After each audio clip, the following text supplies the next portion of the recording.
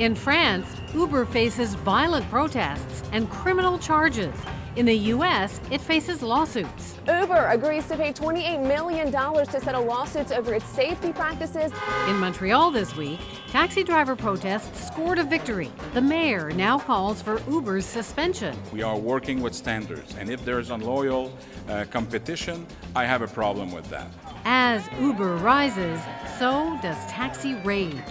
From 5 p.m. to 5 a.m., $57 I make. This is UberX. This is UberX.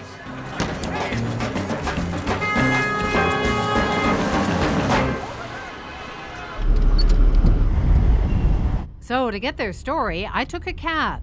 Asifo Adei has been driving for 27 years, and he says, thanks to Uber, he now has nothing to show for it. At 57 years old, I cannot go and start a new job. Future looks very bleak, very, very bleak indeed. After expenses, cabbies across Canada now are lucky to make minimum wage. In Toronto, the system Asafo works under is especially tough. Most cabbies pay daily for an agent and fleet operator. Those middlemen pay for dispatch services and, most important, the licenses.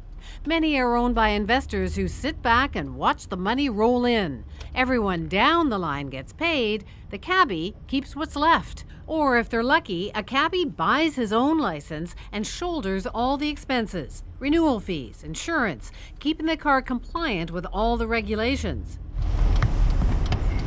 That's Asifo. It took him years to get the license he hoped to sell to cover his retirement someday. Then, in 2014, the city changed the licensing scheme, and Uber destroyed his business. They have made a certain commitment with us, and we followed all those commitments, and then halfway, they create this new hocus pocus system, and they say, well, we can't control that. So, what difference does that make in your life? I don't have a life. I work 12 hours a day.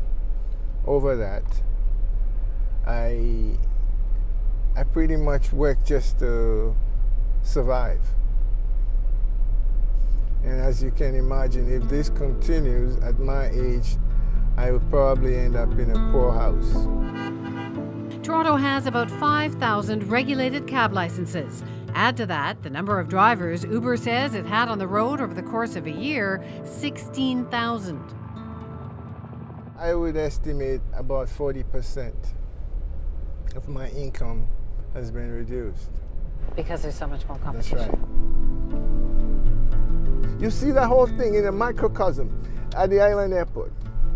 To get flagged on the street today it's like Christmas. It's not happening. Nobody flags you down? No! This is where we all work now. If we are lucky, the plane lands and it brings in some customers. All these people in the past would be cruising, trying to get fares. It's absent now. It's totally absent.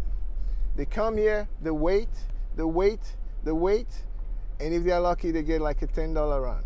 Then they come back. So you feel like you've been taken advantage of? Yes, we've been taken advantage of, and nobody seems to be speaking on behalf of us. It appears that the whole society is against taxi drivers. The fact is, riders love Uber's service. And since it drives around taxi regulations, it can undercut the competition. Do you use Uber? Yeah. Yeah, why? It's cheaper. It's cheaper, it's more convenient. It's cheap, affordable, and it's reliable. For Uber riders, if there's any guilt, it's just another price to put on their tab. Yeah, it is not fair for the taxi drivers. But you'll still take a ride to Uber sometime? Hi there. As for Uber drivers... Hi, can I talk to you? They're just trying to make a buck.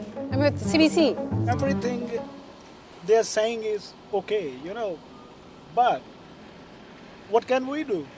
After expenses, many Uber drivers also barely clear minimum wage. The company's own stats show about half its U.S. drivers quit within a year. Uber changes the trade into something short-term, part-time.